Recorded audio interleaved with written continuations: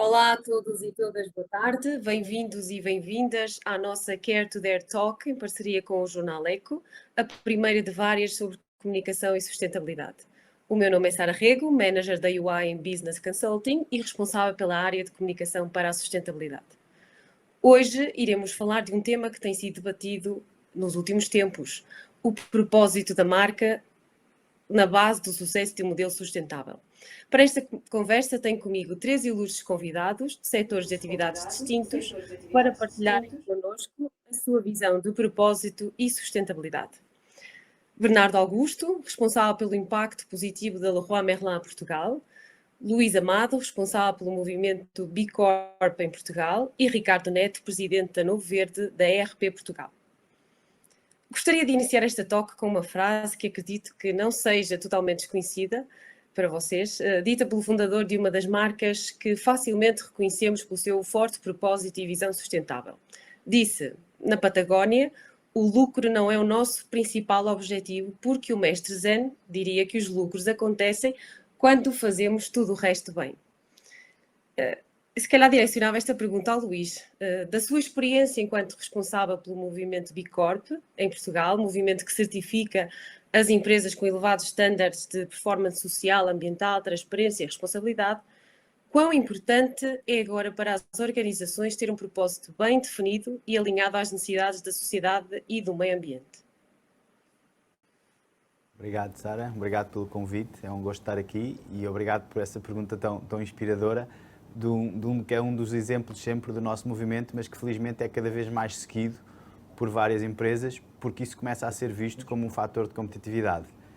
E eu estou a dizer que começa a ser visto e eu devia ter dito recomeça, porque disse uma frase do CEO da Patagónia, mas o Henry Ford tem frases muito parecidas com essas, de dizer que um negócio que só faz dinheiro é um negócio triste, a dizer que quando nos preocupamos muito, o melhor para ganhar dinheiro é não se preocupar muito com o dinheiro, porque se tudo for bem feito ele vem.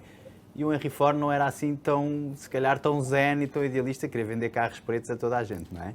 E, portanto, houve aqui uma fase em que nós nos esquecemos desta importância e agora estamos a recuperá-la. Isto é uma coisa que às vezes eu gosto de dizer, porque as pessoas pensam, estamos a fazer uma coisa muito nova. Ela acaba por ser nova, na verdade, no contexto em que estamos, mas porque nos esquecemos com a preocupação do curto prazo e do gerir para as bolsas e dos prémios trimestrais, etc., houve alguns valores fundamentais das empresas que nos esquecemos. E se a empresa, na verdade, não tiver um propósito e não contribuir de forma positiva para a sociedade, quer dizer, nós como sociedade, e contribuir só para uns acionistas, mas que no cômputo geral até prejudica a sociedade como um todo, nós como sociedade devemos ser capazes de fazer com que ela não existisse. E, portanto, o propósito, que é, no fundo, esta razão de ser da empresa existir, tem que estar lá, porque senão ela não faz sentido para a nossa sociedade. E as pessoas começam a dar cada vez mais valor a isso sobre várias vertentes, desde da forma como percepcionam as empresas. E em relação à Patagónia, eles quase não fazem publicidade e acabam por ter imensa publicidade, porque as pessoas, na relação que estabelecem com as redes sociais que existem hoje em dia, vão fazendo publicidade. Outro dia vi uma história de um professor universitário que tinha ido andar de bicicleta para um pinhal com um casaco da Patagónia e tinha rasgado o casaco, que tinha 3 anos.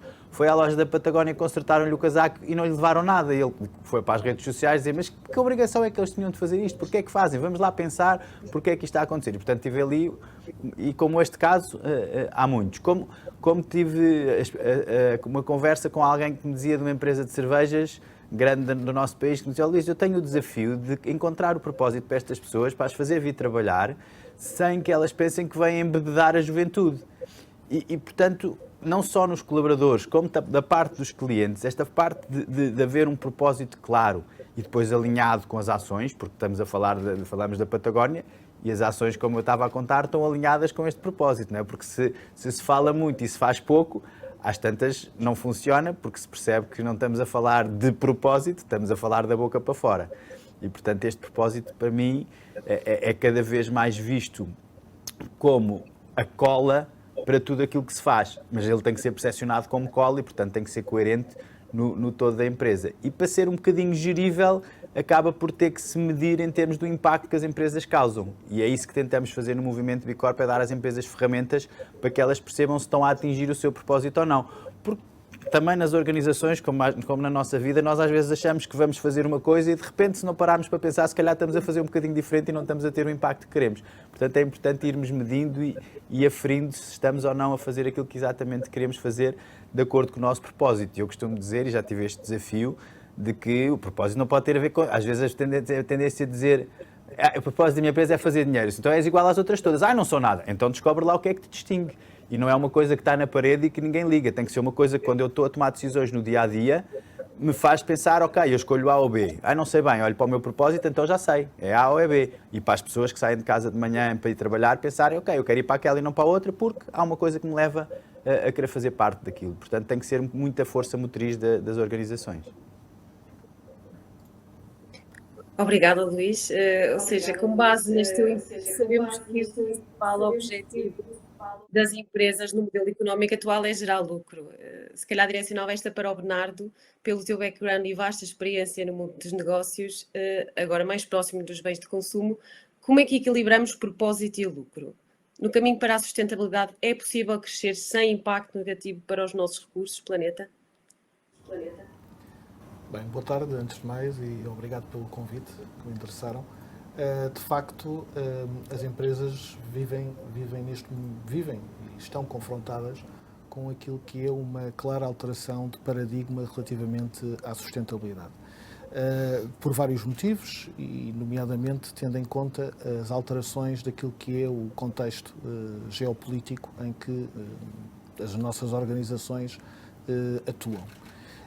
Portanto, pegando um pouco nas palavras do Luís Amado, de facto há aqui, digamos, três palavras fundamentais. A primeira é confiança, portanto as marcas e as organizações têm que demonstrar que são entidades de confiança perante os seus consumidores, portanto perante os seus stakeholders em geral.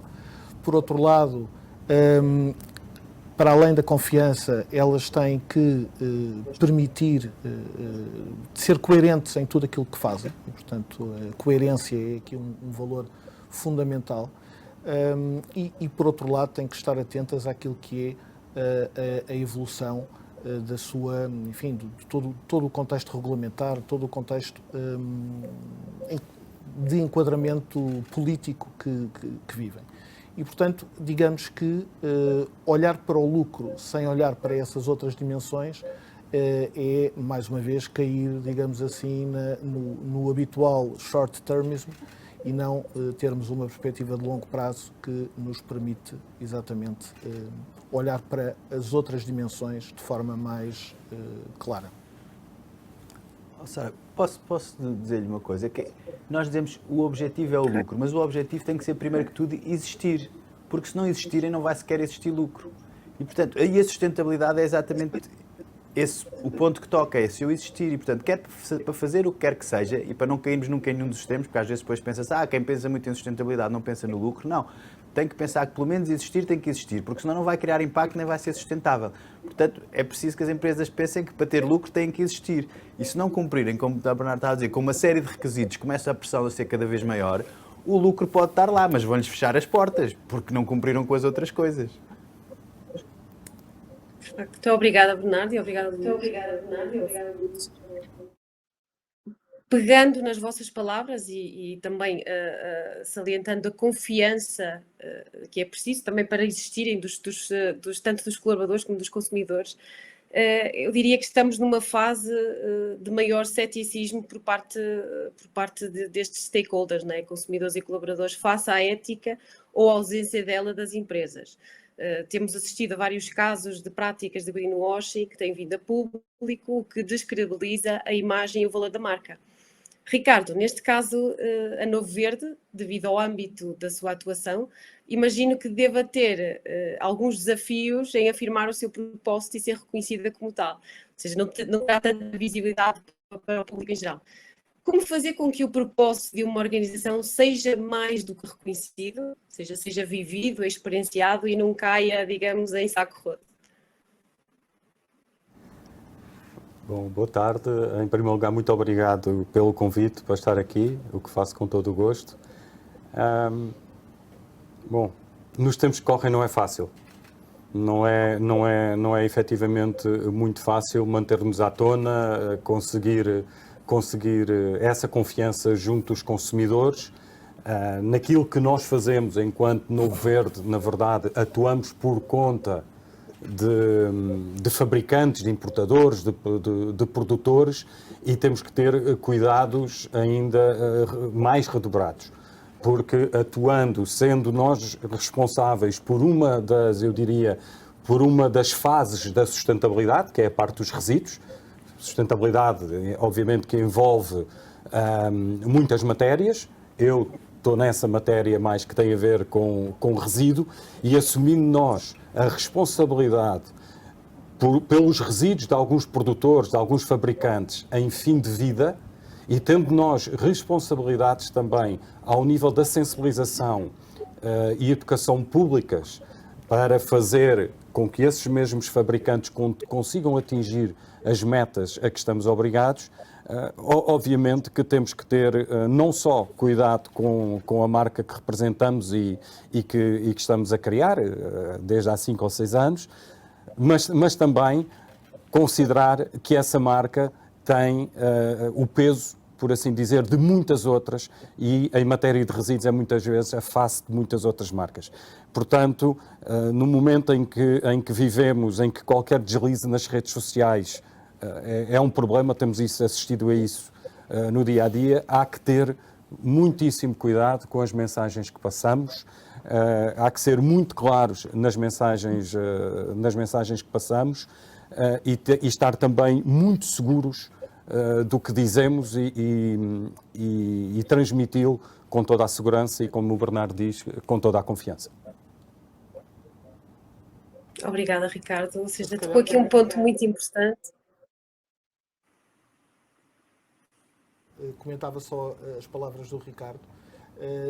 Na questão, quando o Ricardo fala que a marca Novo Verde, no fundo, tem por trás de si um conjunto vasto de fornecedores, de parceiros, e, portanto, esta lógica e esta abordagem de cadeia de valor é absolutamente fundamental para uma organização ou uma marca que queira trabalhar com propósito. E, portanto, não basta nós termos propósito dentro das nossas fronteiras mais imediatas, temos que garantir também que tudo aquilo que fazemos envolve a cadeia de fornecedor, envolve a cadeia de valor, e temos que ter a certeza que os requisitos que aplicamos na contratação de bens, de serviços, seguem, digamos assim, preocupações de caráter ambiental e social. E acho que isso, nomeadamente tendo em conta a evolução regulatória a nível europeu, com a futura diretiva europeia sobre diligência de vida em matéria de direitos humanos, as empresas vão ser cada vez mais chamadas a demonstrar que o propósito não se esgota nas suas paredes e que abrange toda a cadeia de valor. Sara, se me permite, eu não resisto também aqui a comentar uma ou duas coisas. A primeira é que eu acho que está subjacente aqui às coisas que estávamos a falar, a importância da transparência. Porque não se consegue ser coerente se não houver transparência, como estamos a ver no mundo de hoje em dia, em que a exposição é muito grande. Portanto, a transparência tem que estar lá associada à coerência, senão não funciona. E depois, para sermos transparentes e termos conversas coerentes, temos que ter objetivos, e para ser objetivos é preciso medir. E aí fugimos do washing se conseguirmos medir. É por isso que eu gosto muito de fugir para o impacto, da sustentabilidade para o impacto, porque o impacto é uma coisa que se consegue medir. E nós, ao medirmos o impacto, nomeadamente com a ferramenta do Impact Assessment que temos no movimento B Corp, conseguimos que todas as empresas passem a ter um ficheiro público daquilo que medem. E até das coisas que fazem menos bem e que explicam como é que vão fazer melhor. Exemplo, uma empresa que seja B Corp e que use garrafas de plástico, se for de águas ou de bebidas, deve explicar e tem publicamente a sua política do que é que vai fazer para reduzir o plástico, para eliminar o plástico disponível. E tudo isso pode ser contestado publicamente. E, portanto, esta transparência ajuda a comunicar de uma forma clara e a irmos contra um bocadinho aquele cenário, vou dizer, menos otimista com que nos confrontou, dos greenwashings e dos social washings e de todos os washings que podem andar aí à volta. Partilho completamente esta ideia da cadeia de abastecimento e tenho-a vivido no dia-a-dia. Outro dia, das últimas empresas que se certificou em Portugal e que eu fiquei muito contente porque é numa área que nos é querida, que é a da moda, e que acho que temos muita hipótese de assumir um papel novamente relevante quando estas exigências começarem a aumentar, porque o facto dessas exigências terem baixado fez-nos perder muito deste mercado, que uma das empresas nessa área que certificou me disse: eu estou a trabalhar já com os meus fornecedores, a ensiná-los a fazer aquilo que eu fiz em termos de medição de impacto, porque é isso que vai credibilizar a minha posição futura.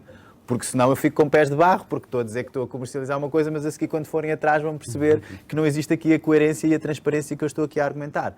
E portanto esta evolução eu acho que vai ser uma evolução em rede e quase exponencial devido a esta necessidade de confiança mútua e de transparência mútua através das cadeias de abastecimento e das relações entre empresas e inclusive até com os colaboradores. Exigir uma transparência. Exatamente. E há uma exigir pergunta, a nós o que exigir aos outros o que nos exigem a nós. E é uma coisa engraçada que as empresas às vezes não percebem isso. Quando eu digo, tu podes pedir aos teus fornecedores, posso, então, mas não estás a pagar. Não podes, tu só compras se quiseres, portanto podes de alguma maneira cultivar, no bom sentido, fazer melhorar os outros com as exigências que tens. E nós internamente também, não é? Eu estava a falar de transparência e não resisto a contar-vos uma coisa que eu acho piada, que tem a ver com isto da falta de transparência e de conseguirmos ser coerentes na comunicação. É que muitas vezes a maior parte das empresas diz-me sempre: não, a minha empresa é muito transparente. E depois há uma pergunta que nós temos no Impact Assessment, que é: todos sabem quanto é que os outros ganham? Bem, isso já não. Lá está, onde é que está aqui é transparente, mas não é assim tanto. E é estas coisas que às vezes, quando não são objetivas, tiram um bocadinho a credibilidade ao discurso que estamos a querer fazer passar. E acho que é isso que um bocadinho também estavam aqui a frisar, que é preciso ter muito cuidado. Mais vale, se calhar, não dizer que faço tanto, mas ter a certeza que aquilo que estou a dizer que faço mesmo e sou capaz de mostrar, do que dar um passo maior que as pernas pode ser perigoso, tal como é se o fizermos podemos escorregar, não é? Obrigada a todos pelos vossos inputs. Temos aqui um foco, para além da cadeia de valor, mas que está centrado nas pessoas. Ou seja, digamos que as pessoas, é importante que estejam todas alinhadas, os vários stakeholders, neste processo de transformação em direção à sustentabilidade. É possível sintonizar os valores individuais dos stakeholders com os valores organizacionais? Ricardo, talvez para si, pela sua experiência, como é que a Novo Verde faz esta gestão e qual o papel da liderança neste processo? Não, é possível. Eu entendo que sim, que é possível esse alinhamento. É um alinhamento que se constrói, mais uma vez, com confiança, e a confiança vai-se ganhando, vai-se adquirindo, vai-se trabalhando. É obviamente que sim. E em matéria de liderança, bom, tem que ser a liderança que faz, que cultiva essa confiança, que transmite na sua organização os valores dos outros e também as exigências dos outros. Porque uma das coisas mais difíceis, efetivamente, é conseguir transmitir dentro de uma organização as ideias que temos, as exigências que nos são feitas a nós, e não só transmitir, mas levar que os colaboradores com agrado o executem. E essa é, para mim, um dos desafios que tenho diariamente. Obrigada, Ricardo. Força, Luís. Se me permite acrescentar aqui uma coisa, eu acho que não é só possível, como é desejável e confere competitividade às empresas. A vários níveis, se formos um bocadinho mais aos colaboradores, um bocadinho neste que o Ricardo estava a falar, e a liderança no ter, às vezes são coisas muito simples, é a habilidade de fazer as pessoas sentirem-se ouvidas e importantes. Claro. Às vezes é só a maneira como se pede as coisas. Em vez de dizer, olha, tens que fazer isto, se chegar e disser, olha, estou aqui com este desafio em que acho que tu me podes ajudar porque és melhor do que eu. A postura que a pessoa tem perante a situação é logo completamente diferente. E vai sentir que está a ser importante e que está a contribuir para isso. E isso é valorizante para a empresa. Começam a aparecer cada vez mais estudos que mostram que quando as pessoas estão a trabalhar felizes produzem mais 20% pelo menos, se não mais. E portanto no global estamos a aumentar a competitividade. Saímos um bocadinho do universo das pessoas e começámos a pensar nos outros stakeholders, na envolvente, na comunidade. Há imensos negócios que beneficiariam imenso se ouvissem a comunidade em que estão inseridas. Eu outro dia estava a trabalhar com uma empresa de real estate e estava a dizer, porque é que vocês, quando vão montar um empreendimento, não percebem quem é que está ali à volta, em termos de associações, se há um cafezinho onde toda a gente joga as cartas, Porque vocês vão fazer uma obra que vai causar alguma disrupção na comunidade. E vocês podem ter a comunidade convosco ou contra vocês. Se vocês chegarem lá e começarem a falar com as pessoas e perguntarem: olha, nós vamos ter aqui umas lojas também no nosso empreendimento, que lojas é que fazem falta aqui neste sítio? Olha, e a entrada dos carros nós vamos fazer por ali? Acham que isso perturba o vosso dia-a-dia? Isto no futuro vai poupar imenso dinheiro, vai ser eficiente, porque não vão ter carros estacionados em frente da entrada porque está no sítio que não devia estar. Quando alguém estacionar no meio da obra, eles vão ser os primeiros a dizer: não pares aí que vai estragar a obra. Tudo vai funcionar muito melhor e, portanto, se tivermos esta capacidade de envolvimento e de tirar o bom que cada um tem para perceber qual é que é o bolo comum que se pode construir, a coisa vai correr muito melhor para toda a gente. Lá está, temos é que pensar que estamos a criar valor e não só a criar lucro, que era aquilo que há bocado nos dizia, e que eu acho que é o desafio que temos como sociedade, é passarmos a olhar para o valor das coisas e não para os preços e para os lucros. Porque isso hoje em dia, se nós pensarmos, não diz grande coisa, não é? Se nós agarrarmos nestas coisas com que andamos, o preço disto não tem nada a ver com o custo, tem a ver com o valor que nós lhe damos. E ainda, mas muito na nossa cabeça ainda está que os preços têm a ver com o custo. E depois pagamos uma t-shirt a €1 e achamos que é um preço muito barato. É, mas é justo. Alguém vai estar a sofrer na cadeia de abastecimento se eu estiver a comprar uma t-shirt por €1. Eu se calhar devo pensar 2 vezes como consumidor.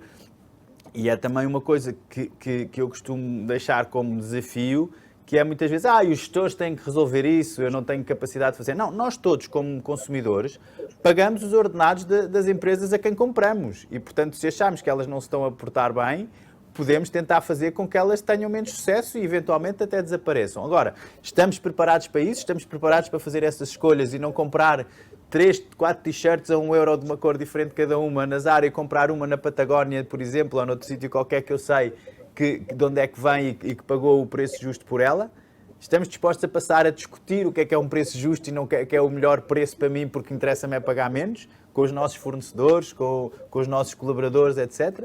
Este é que eu acho que é o desafio que temos em termos de ser cada vez mais sustentáveis, porque as outras situações são insustentáveis, só são sustentáveis, como há bocado se falava, se olharmos num horizonte temporal muito curtinho. Correto. Obrigada, Luís. Aquilo que falou agora há pouco e muito importante é o envolvimento, ou seja, a escutação e envolvimento dos vários stakeholders, das partes interessadas no processo e perceber aquilo que as pessoas querem, as suas necessidades. Acha que há abertura para uma maior participação dos stakeholders neste processo em direção à sustentabilidade? Porque a sustentabilidade é um tema bastante complexo e quando falamos na parte da comunicação para a sustentabilidade, falamos de um maior alinhamento das pessoas e maior compreensão e perceber que estamos a caminhar para isso. Aqui a participação é de facto muito importante e muito relevante. Coisa a dizer em relação ao assunto anterior, se calhar. Sim, depois pego. Só para complementar, no fundo, muitas vezes nesta questão das empresas com propósito é importantíssimo não nos esquecermos da dimensão interna. Muitas vezes as empresas implementam estratégias e políticas com vista, enfim, a um negócio movido pelo propósito. E esquecem-se de olhar para aquilo que é a sua dimensão interna e para aquilo que, do ponto de vista de sustentabilidade, também é bastante importante, que é a exemplaridade. A empresa preocupar-se em dar o exemplo, começando pelos seus próprios colaboradores. Portanto, muitas vezes temos áreas de preocupação do ponto de vista externo que depois não se refletem naquilo que é a preocupação das empresas pelo bem-estar dos colaboradores, pelo seu empowerment. E isso é fundamental e lá está. É também um contributo para a tal coerência de que falávamos há pouco. Eu partilho completamente esta opinião e eu sinto como cidadão, às vezes penso, mas isto é a mesma empresa, quando nós ouvimos falar alguém na televisão e a seguir saímos de casa e vamos a alguma loja dessa empresa e ouvimos os colaboradores que lá estão, às tantas pensamos, mas isto é a mesma empresa, há aqui qualquer coisa que não funciona. Né? E isto acontece muito e não é bom, porque depois a credibilidade fica posta em causa. Em relação ao desafio que me estava a fazer do envolvimento dos vários stakeholders e da abertura que existe por parte das empresas, da minha experiência, o que acontece é que as empresas, às tantas, é um bocadinho como aquilo que eu dizia há bocado dos fornecedores, não se apercebem do potencial que têm de crescimento e de aumento de competitividade pelo facto de auscultarem e de aprenderem com todos os stakeholders com que estão envolvidos. E a partir do momento em que começam a perceber isso, começam a encontrar mecanismos que de alguma maneira até são inovadores, porque nunca os fizeram, de poder auscultar e enriquecer-se com essas opiniões.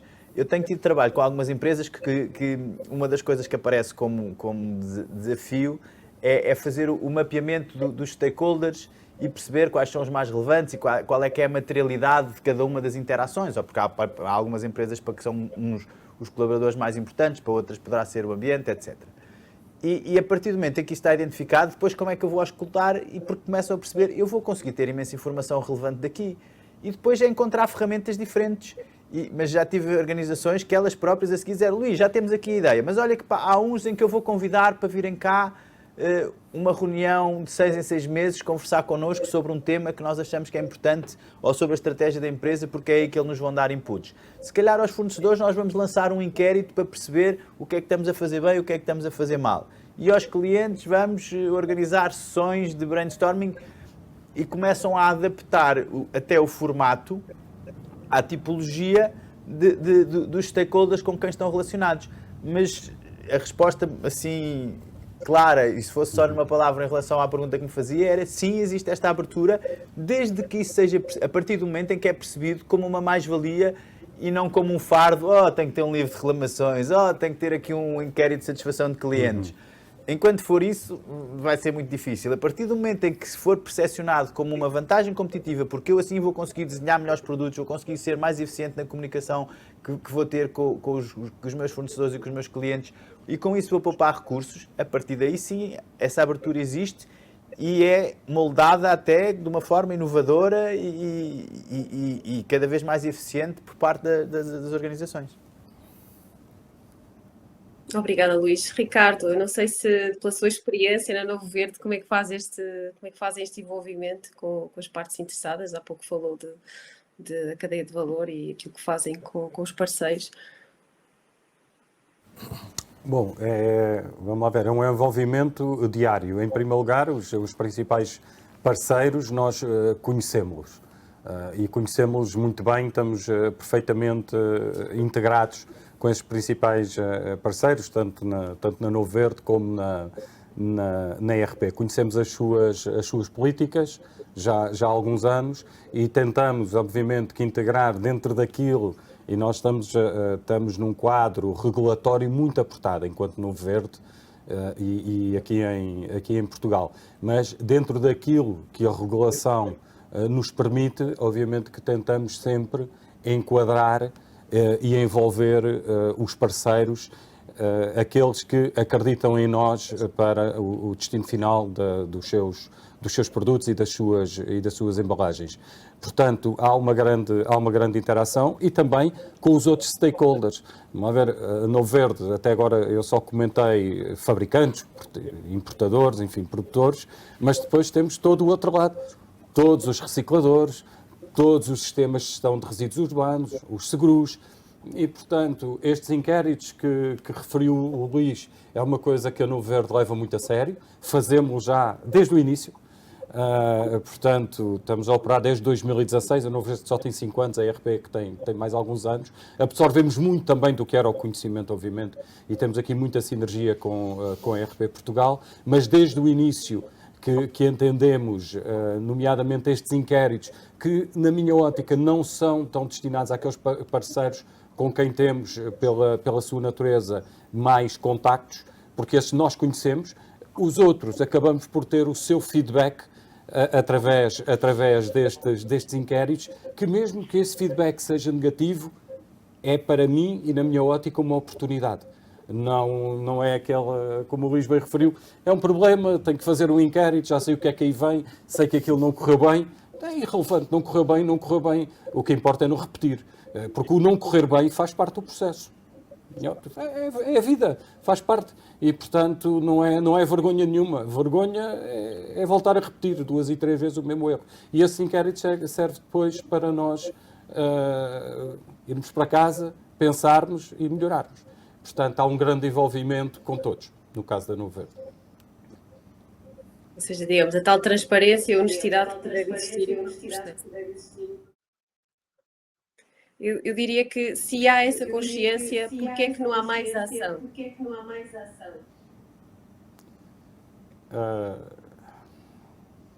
Bom, olha, repara, não sei se ontem, se hoje, eu estava a ler um jornal, uma notícia, não me recordo qual era, em que a sustentabilidade está a ser posta de parte, se calhar foi hoje, em que a sustentabilidade, dada as taxas de inflação que sofremos e tudo o que está a acontecer, está a ser posta de lado. E, portanto, eu acho que nos cabe a nós termos mais ação em matéria de sustentabilidade quando percebemos que uma crise financeira, ou pelo menos, não sei se profunda, se não profunda, a ver, vamos, dependendo do que vai acontecer nos próximos meses, mas está nas nossas mãos, efetivamente, continuar a chamar a atenção para esta sustentabilidade, cada um de nós, obviamente, no setor onde presta os seus serviços, mas está nas nossas mãos não deixar de esquecer. Eu acho que os próximos tempos vão ser fulcrais, porque é óbvio que quando nós sentimos o peso da prestação da casa a subir, enquanto consumidores, enquanto cidadãos, de uma ida ao supermercado e as coisas estão mais caras, obviamente que se calhar vamos optar pela t-shirt de €1, não é? Estão a ver? Isso para mim é óbvio, é uma tendência. E, portanto, eu acho que isto faz com que cada um de nós aqui presentes vá ter que ter uma maior ação no seu dia-a-dia e não deixar cair esta bandeira, a bandeira da sustentabilidade. Eu acho que é importante e é um bocadinho aquilo que estávamos a falar ao princípio, não é? Estamos a chegar outra vez um bocadinho à questão do princípio, que é porque é que os negócios têm existido recentemente. E se é só para encher os bolsos de alguns, a coisa complica-se. Se é para funcionarem para a sociedade como um todo, então eles vão tendo que se ir adaptando a estes desafios que estamos a viver como sociedade. E eu confesso que também fico um bocadinho preocupado e balanço quando, depois de falarmos tanto em sustentabilidade, em todas as leis que estamos a aprovar na União Europeia, de repente temos centrais a carvão a voltar a abrir. Não é? Porque lá está, voltamos a discutir o preço e não o valor, porque será que estamos dispostos todos e todas as empresas, os que queriam pagar mais, os que queriam deixar de andar de carro, os que queriam a pagar mais cara a energia durante uns tempos, mas não abrimos as centrais de carvão? É que se calhar não estamos a pagar isso mais caro, mas quem vai pagar são as gerações futuras que não vão ter planeta como estariam à espera de ter. E, portanto, o não se falar tanto disto tem, por um lado, o facto de se esquecer que a sustentabilidade é tomar decisões não tendo em conta que vai haver outros que vão vir no futuro. E temos-nos esquecido muitas vezes desses que vêm do futuro, porque assim ainda não têm voz. Mas eles estão cada vez mais a começar a ter voz mais cedo. E as gerações mais novas nas redes sociais começam-se a manifestar e muito. E não é preciso estar aqui a dar exemplos, porque todos conhecemos, sendo a Greta, se calhar, o exemplo mais óbvio, não é? Mas há muitos e, portanto, é esta mudança de preocupação. E às vezes até se fala da brincadeira de e já há muitos CEOs a dizer isso, o meu filho chamou-me a atenção para isto na decisão que eu ia tomar. Porque às tantas, e é a capacidade de começar a ser ensinado nas escolas de negócios, de ser falado nas escolas de negócios. Há um professor que eu gosto muito de Harvard, que não é de Harvard, é de Oxford, o Colin Meyer, que tem um livro que se chama Prosperity, que diz de uma forma, para o universo em que se move, bastante abrupta e que eu gosto muito, que é a pior coisa que fazem é quando alguém entra numa escola de negócios dizer que o objetivo deles é maximizar o lucro. Isso é o erro completo. E muitas vezes esquecemos, e esta já não é do Colin Meyer, é minha, que a economia é uma ciência social. Está na universidade, claro. Está nas ciências sociais. Não é uma ciência de números e de gráficos, é de pessoas. E se nós nos esquecermos das pessoas e começamos só a olhar para os números, para as rentabilidades, para os lucros, para os bónus, para não sei o quê, a coisa acaba por não correr muito bem para todos. E é esta mudança de mentalidade que eu acho que estava a começar a acontecer e que a pandemia proporcionou, que nós não devemos, porque pelas dificuldades, eu na área em que trabalho, não senti a pandemia, pelo contrário. Ou seja, a pandemia, as dificuldades que a pandemia criou fizeram com que muitos dos assuntos que estamos agora aqui a falar e que têm a ver com transparência, com a preocupação com as pessoas, com a flexibilidade do trabalho, com as boas relações com os fornecedores, viessem mais para cima da agenda. E, portanto, o interesse nas ferramentas do movimento Bicorp aumentou. E nós não tivemos praticamente empresas Bicorp a desaparecer durante a pandemia, ao contrário do universo global, porque já estavam preparadas para viver nesse tipo de desafios. E, portanto, temos é que perceber que aquilo que se falava há bocadinho e que era aqui dito, que é, se gerimos para o curto prazo é uma coisa, e então é um bocadinho eu fecho a porta e quem vier atrás que resolva a seguir. Se queremos ter uma visão um bocadinho mais de médio e longo prazo, então não podemos estar a tomar as decisões porque agora fechou a torneira do gás, eu agora vou abrir centrais de carvão, ou outras coisas semelhantes, ou agora despeço esta pessoa porque não tenho que fazer com ela. Eu tenho tido várias pessoas a partilhar, inclusive outro dia estive numa área que é um grande desafio neste momento, que é o turismo, em que está tudo aflito porque não há ninguém para fazer nada. Não há hotéis fechados neste momento, ou com restaurantes fechados, ou metade dos restaurantes fechados. Outro dia diziam-me que uma das pessoas que em Vila Moura precisavam de 300 pessoas e não conseguiam, iam ter metade do hotel fechado porque não conseguiam abrir. E alguém dizia, olha, nós temos um hotel pequenino no meio do Alentejo com uma equipa de 19 pessoas, não despedimos ninguém durante a pandemia e estamos satisfeitíssimos porque agora temos as ferramentas todas para operar da maneira que devemos operar. Lá está, o curto prazo versus o longo prazo. Há uma palavra que ainda não falámos aqui, mas que eu também acho que é muito relevante, que é a resiliência, o conseguir, que é quase a sustentabilidade dita de outra maneira, não é? Menos estafada, se calhar, com menos coisas de venda, menos argumentos de venda, mas que é essencial, que é percebermos a tal história do existir, não é? Eu tenho que existir de uma forma perene para que isto tudo vá tendo o seu sentido e vamos tendo um contributo positivo para todos de uma forma mais ou menos constante e até a longo prazo crescente. Mas não pode ser um pico crescente e eu agora desapareço e a seguir quem quiser que venha apanhar aquilo que está a cair, porque nós vemos muitas vezes isto acontecer, não é? Em muitas das estruturas da nossa sociedade, nas empresas, nas equipas de futebol, não sei o quê, que se estafam as coisas e a seguir quem vier que resolva. Mas isso não é um comportamento sustentável. E, portanto, em relação àquele desafio que estava a dizer, porque é que isto não se fala muito? Porque falamos de uma sustentabilidade, deixem-me ser um bocadinho bruto, balofa. Por isso é que eu não gosto de usar a sustentabilidade e gosto de usar o impacto. Porque o impacto, no dia em que eu fizer uma coisa, mas depois sair, ele continua a ser medido o que é que aconteceu a seguir. E esse é que eu acho que é o grande desafio que nós temos em termos de sociedade e de organizações. Estamos muito habituados a medir os outputs. Ou seja, toda a gente sabe quanto é que vende, quantos produtos vende, quanto é que custa cada um, qual foi o volume de vendas. E depois a pergunta a seguir, então, mas esses produtos melhoraram o quê na vida dessas pessoas ou dessas empresas a quem vocês venderam? Essa pergunta é que é muito mais difícil de responder. Mas não é muito mais importante em termos daquilo que vai criar para o futuro e da estrutura que vai criar na sociedade de futuro e da riqueza que vai criar de futuro. Se eu vender um software, imenso software de gestão, vamos dar um exemplo simples, eu vendi imenso software, tive imenso sucesso nas minhas vendas, mas o software não funciona como deve ser, qual é o impacto negativo que isso não vai ter nas outras empresas todas? Mas se eu vender menos, mas ele for muito bom, se calhar o impacto global é muito maior. E, portanto, temos que mudar aqui um bocadinho estas nossas preocupações de quais são os indicadores principais que usamos. Em tudo, quer para os gestores que têm indicadores de curto prazo e que depois tomam decisões que não deviam, quer como sociedade aquilo que valorizamos em termos daquilo que compramos ou não compramos e do horizonte temporal que usamos para as compras. Ontem perguntavam-me, Luís, acho que as pessoas cada vez mais estão preocupadas em comprar coisas que durem mais porque acham que são mais sustentáveis?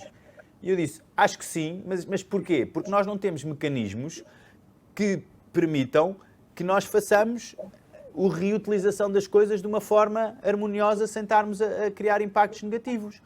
E isso é que também tem que ser trabalhado. E começamos a ver cada vez mais esse tipo de modelos em que eu tenho um equipamento informático que está a chegar ao fim de vida e a própria marca diz, não, traz cá que eu valorizo isto e dou-te o upgrade. E, ok, então eu se calhar para a próxima vez, que se não quer criar muito impacto, se calhar é esta marca com que eu vou continuar a relacionar. Agora, quando nós temos uma máquina em casa que avaria uma peça e quando vamos compor, é melhor comprar uma nova, porque a máquina foi feita numa geografia, não é? Onde os preços não têm nada a ver com os nossos e, portanto, se calhar produzir a máquina custa menos do que ir lá reparar a peça, porque o custo de mão de obra é totalmente dispar, não estamos a criar nada de sustentável. É por isto que já temos, em alguns países, inclusive benefícios fiscais a empresas que se focam na reparação, para que consigamos entrar aqui numa valorização diferente e numa maneira diferente de nos relacionarmos com aquilo que estamos habituados a ter no nosso dia-a-dia, mas se calhar também temos que estar dispostos a prescindir de algumas dessas coisas que estamos habituados a ter. Relativamente, só complementando, a propósito das centrais a carvão e da emergência climática. Efetivamente, nós chegamos a um estado tal que a ação das empresas vai ter necessariamente que ser cada vez mais ambiciosa e cada vez mais presente. porque os consumidores, os clientes, os stakeholders, não vão exigir menos do que isso. E, de facto, enquanto temos centrais a carvão a abrir, temos ao mesmo tempo, ainda ontem tivemos o exemplo de um glaciar na Itália que, enfim, que colapsou, provocou uma avalanche e morreram várias pessoas. E, portanto, de facto, as evidências são, diria eu, diárias. E, portanto, aquilo que talvez há alguns anos atrás podia ainda ser motivo de alguma dúvida, neste momento é absolutamente evidente. E isso também vai provocar, da parte das organizações, um maior grau de exigência e de, digamos, de chamamento para a ação. Obrigada, Bernardo. Obrigada, Luís. Acham que o mundo de negócios perdeu de vista o seu potencial para melhorar o bem-estar da sociedade, incluindo também a proteção do meio ambiente? Eu, se não acreditasse isso, não tinha aceito o desafio em que me meti, não é? Porque o nosso mote, ou se quiserem o nosso propósito, é que os negócios sejam uma força para o bem. E é isso que procuramos fazer em termos das ferramentas que disponibilizamos, quer do assessment, quer de criar uma comunidade que partilha as melhores práticas, quer ajudando a medir, ajudando a partilhar aquilo que se faz de bem e com isso perceber que é possível mudar e se calhar é imprescindível para mudarmos com a velocidade que eu acho que é precisa e que já devia ter começado a acontecer, termos as empresas, porque às vezes as empresas, como nós sabemos, muitas delas são mais poderosas que alguns países, não é? Até conseguem não pagar impostos quando os países querem que elas paguem, não é? Portanto, só por aí já temos uma ideia da capacidade que é uma empresa. Portanto, eu não tenho muita dúvida que se não conseguirmos trazer as empresas para este registro, vai ser difícil de fazermos as mudanças que eu, pelo menos, acho que precisamos de fazer para continuarmos a ter um planeta, pelo menos como o que temos agora. Eu tenho 4 filhos e é isso que me faz, o meu propósito, o que me faz sair da cama todas as manhãs é pensar isso. Eu tenho que fazer alguma coisa para tentar que eles tenham pelo menos qualquer coisa de parecido com o que nós temos, se não puder ser melhor. Mas quando ouvimos estas notícias dos glaciares, das centrais de carvão, é um bocadinho assustador, não é? Mas eu acho que as empresas não se podem pôr de fora disto. Acho que é inevitável. Eu penso que o Luís disse aqui uma coisa que é muito importante, que é o tema da velocidade. E na realidade, nós na Europa estamos numa outra velocidade face a outras geografias do mundo. Não é? Onde, por exemplo, eu trabalho aqui em Portugal, mas não só. Também trabalho muito na América do Sul. E nesta área, a área dos resíduos, as coisas são completamente diferentes. O que acontece na Europa não acontece propriamente nessas geografias, como também não acontece em África.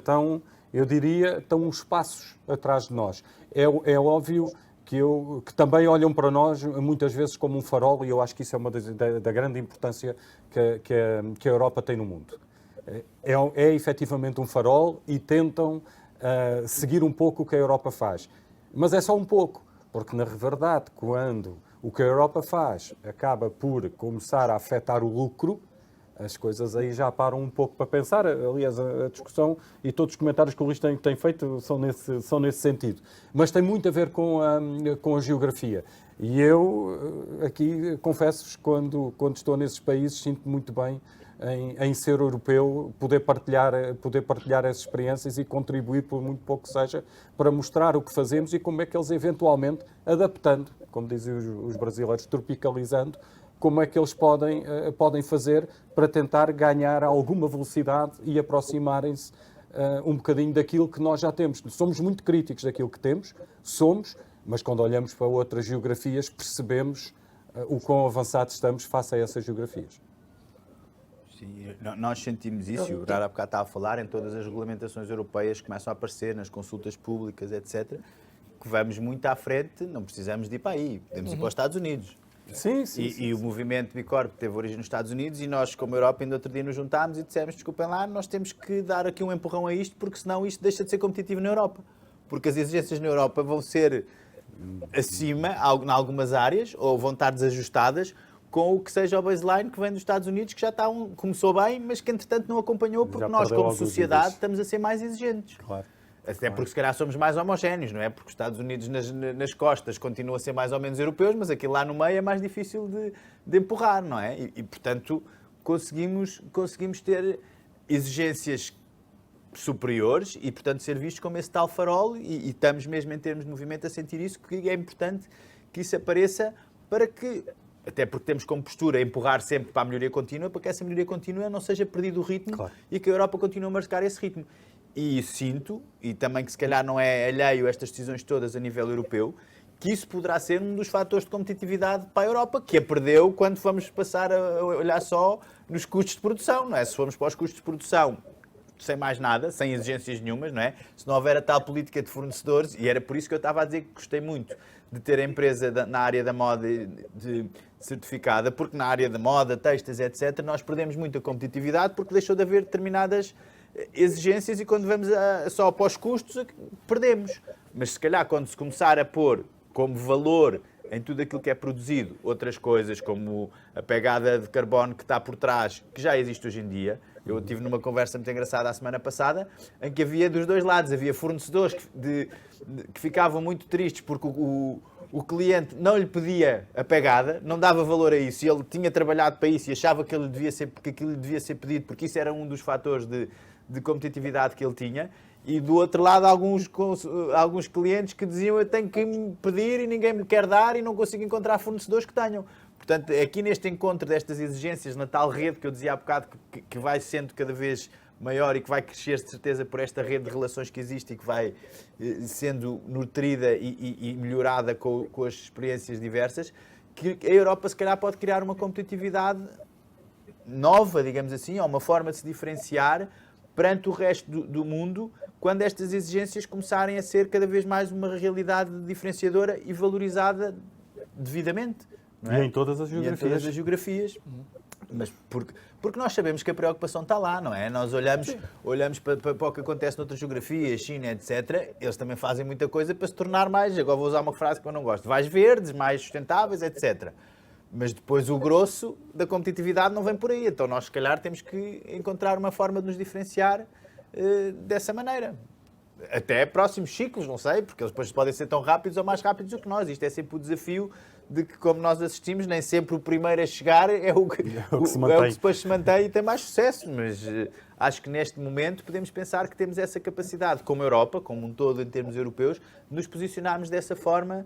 E temos, é engraçado, eu volto outra vez porque estive recentemente num encontro organizado pelo Turismo de Portugal querer ser visto como um dos destinos de turismo mais sustentáveis do mundo. Sabemos que é uma indústria importante para nós, como é que nos vamos diferenciar das outras todas, não é? Dos mais tropicais, etc. Se formos, se calhar, mais sustentáveis, porque os outros, se calhar, têm outras coisas melhores. Claro. E, portanto, passarmos a ver isto como uma mais-valia, como um fator de competitividade e não como um custo, acho que é chave. Porque senão vamos pôr para trás das costas e vamos começar a dar passos para trás outra vez à mínima dificuldade e é fácil encontrá-las. Então na fase que temos vivido, temos muitas desculpas para andar para trás. Se as quisermos usar como desculpas e não como pretextos para melhorar. Eu se calhar também, pegando nas palavras do Luís, acrescentava só que há aqui também uma dimensão muito importante naquilo que é a transição energética e a transição societal, digamos assim, que temos que fazer na Europa, que é a dimensão da inovação. E, de facto, nós, à escala do continente, vamos ser, e já estamos a ser, um excelente laboratório de teste de novas soluções mais ecoeficientes, energeticamente mais avançadas, e, portanto, vamos também beneficiar, nós, empresas europeias, dos frutos desse recurso, uma cada vez maior inovação, em termos de processos e produtos e tecnologias. Obrigada, Bernardo. Alguma coisa que gostasses de partilhar sobre aquilo que a Leroy está a fazer, fortalecer o vosso propósito, o vosso papel na vida das pessoas e na sociedade em geral?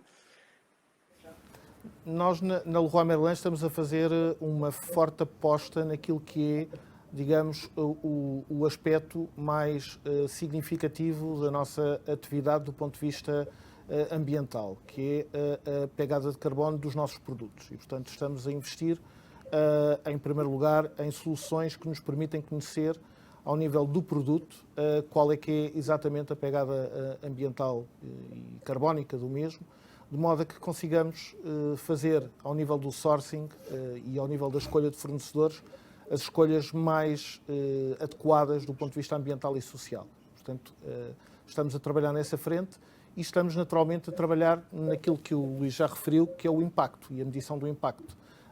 E acho que o objetivo, enfim, para aquelas marcas que pretendem ser marcas movidas pelo propósito, a questão da medição de impacto é absolutamente fundamental e vamos ter cada vez mais de ter métricas que nos permitam medir qual é que é exatamente o impacto, quer do ponto de vista ambiental, quer do ponto de vista social e económico também. Uma vez que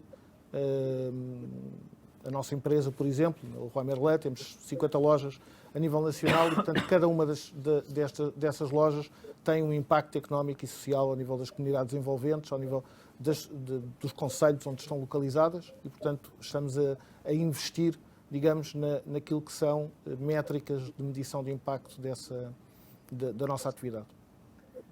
Mas estão também já a criar impacto social e a educar a comunidade, porque eu tive já o gosto de participar em sessões organizadas pela Leroy Merlin, durante vários dias numa semana, destes temas serem discutidos de uma forma levezinha para que esta alteração que queremos na sociedade possa acontecer. Portanto, não estão só a medir, também já estão a aumentar aquilo que vão medir. É verdade. Obrigada. Já falamos de impacto, já falamos de pessoas, da importância da colaboração neste processo, da transparência, do valor. Há alguma coisa mais que as empresas possam fazer para melhorar o seu propósito? Isto é uma pergunta para todos. Eu acho que podem pensar um bocadinho qual é que é o seu propósito e pensarem que não chega a fazer dinheiro. Porque fazer dinheiro tem que ser uma consequência. Porque senão eram todas iguais e andavam todas às cabeçadas umas com as outras. E esta capacidade de parar um bocadinho e pensar no longo prazo parece muito óbvia, mas é raro que ela aconteça. E depois é muito recompensador. Eu tenho estado envolvido em alguns trabalhos com algumas empresas em que é muito engraçado a primeira resposta que vem. E no outro dia estava numa capital de risco, é óbvio que a resposta que veio foi gerar dinheiro. Não estamos à espera que nesse universo seja uma coisa diferente. Mas eu disse-lhes, ok, então vocês são iguais às outras todas. Não, nós somos muito melhores. Ok, então expliquem-me como é que vocês são melhores. E houve um trabalho de semanas, guiado, com algumas perguntas e etc, e com algum desconforto interno dos stakeholders internos que tinham que ser envolvidos. E agora vou ter que perguntar ao sócio, mas ele vai me dar na cabeça porque ele acha que eu estou a perder tempo com coisas necessárias. E depois o output foi muito do agrado de todos. E todos ficaram muito reconfortados com perceber, ok, estamos muito mais sólidos com isto, vamos perceber muito melhor o que é que podemos fazer e o que é que podemos escolher, vamos saber comunicar melhor, vamos nos relacionar melhor com os stakeholders que temos e posicionar-nos melhor perante eles, porque já sabemos qual é a mais-valia que lhes podemos dar. E isto o que é que obrigou? A parar um bocadinho, tipo quase para as máquinas todas, stop, vamos ver o que é que está a acontecer. Não tiveram que parar, obviamente, tudo, mas tiveram que pelo menos usar tempo para pensar um bocadinho de uma forma que normalmente as empresas não estão habituadas. E isto é o que eu acho que faz falta. E isto é o que eu sinto que às vezes as empresas, dizem, o Luís é responsável pela certificação B Corp em Portugal. Eu digo sempre, não, eu sou responsável por um movimento que tem por base uma ferramenta, que até é de utilização gratuita, que é uma ferramenta de gestão que permite medir o impacto e que pode conduzir a uma certificação. Porque muito do valor que eu sinto que é criado e que me vai sendo transmitido pelas empresas é o facto de eu ter feito este assessment, fez-me pensar em não sei quantas áreas que eu estava a deixar para trás e que posso ir melhorar e que acho que me dão competitividade. E essas têm a ver com eu estar alinhado ou não estar alinhado com o meu propósito e, como o Bernardo dizia, medir ou não medir aquilo que estou a fazer para perceber se estou a fazer, que era o que falávamos há bocado, estou a fazer aquilo que quero, porque às tantas estou a querer fazer uma coisa e de repente sai-me outra, porque não é o impacto que eu estou a criar, não era aquilo que eu pensei inicialmente. Portanto, se não pararmos para pensar e formos muito objetivos na análise e nos deixarmos ir atrás das modas, e eu agora começo a pensar em sustentabilidade e até tenho que fazer umas coisas e faço aqui umas coisas a fingir que sou bonzinho e faço uns donativos e faço não sei o quê. Mas eu tive várias conversas de várias empresas que às vezes se iludem um bocadinho com esta postura e pensam que já estão num nível que ainda não estão, porque na verdade aquilo não está embebido no seu dia-a-dia. É aqui um bocadinho à parte. E há empresas que nascem hoje em dia só para resolver, nós podemos dizer que aquilo era uma ONG, eu às vezes faço essa brincadeira, que é pôr vários propósitos de empresas e de ONGs e tentar que as pessoas descubram qual é que é de um e qual é que é de outra. E é muito difícil descobrir. A empresa neste momento, que é líder do mercado de chocolate na Holanda, é uma empresa que começou e que existe para acabar com a escravatura nas plantações de cacau. E tem todo o seu modelo de negócio montado assim. E, portanto, podia-se dizer, isto é trabalho da ONG. Eles faturam 40 milhões por ano, estão presentes em 7 países. Os meus filhos, cada vez que eu vou a Amsterdão, eu não vou a Amsterdão, vou à terra dos chocolates, porque eles só querem é que eu trago aos chocolates. Tem um sucesso de mercado enorme, umas lojas giríssimas parecidas com as Nespresso.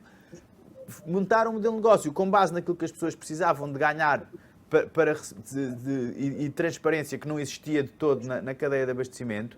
Passaram a pagar, em vez de 10 cêntimos, 20 cêntimos pelo cacau que usam na tablete. Mas como a tablete custa 3 euros, isso não muda nada no económico do negócio. Muda tudo na atração dos colaboradores que vão ter, no posicionamento da marca que têm, nos mercados que lhes são abertos, no impacto que causam nas comunidades locais que passaram a perceber o que era um chocolate e a ter capacidade de produzir cada vez mais e de otimizar a sua produção.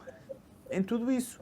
E, portanto, porque se parou e porque se olhou para aquilo que se estava a fazer. Porque se continuarmos a fazer sempre igual, já o Einstein dizia, não é? Fazer 2 vezes a mesma coisa e esperar que saia uma coisa diferente, tem um nome. É burrice, não é? Portanto, não podemos continuar nesse caminho. Temos que ir percebendo o que é que temos que ir alterando se as coisas não estão a sair como nós queremos. E é essa capacidade de parar e de nos analisar de uma forma estruturada e com base neste propósito que é, ok, com o que é que eu contribuo de forma positiva para todos aqueles com que me relaciono, que vai fazer isto avançar, como estamos aqui a falar, que nos faz sentido. Esperemos que faça cada vez mais a mais gente. Eu acho que as empresas têm aí que fazer a pergunta, portanto, quando estão a tentar descobrir o seu propósito, têm que fazer a pergunta: para que é que eu existo? Qual é que é o meu objetivo enquanto organização? E essa partida, essa questão de partida é fundamental para depois conseguirem determinar ou definir uma estratégia de negócio que permita responder ao propósito que identificam. E, portanto, eu acho que... Eu concordo É completamente. verdade, mas a pergunta tem que ser feita várias vezes, porque os objetivos alteram-se, as estratégias alteram-se e o contexto altera-se. O contexto altera-se. Aliás, temos referido bem isso nos últimos 2 ou 3 anos e, portanto, eu concordo plenamente com o longo prazo, concordo plenamente com a pergunta e com o propósito, mas tem que ser avaliado muitas vezes e o foco e o objetivo muitas vezes repensados também. E envolvendo todos os stakeholders e comunicando a todos os stakeholders. Porque eu faço normalmente essa experiência de perguntar numa sala quantos de vocês sabem qual é o propósito da vossa empresa, e 10% sabe.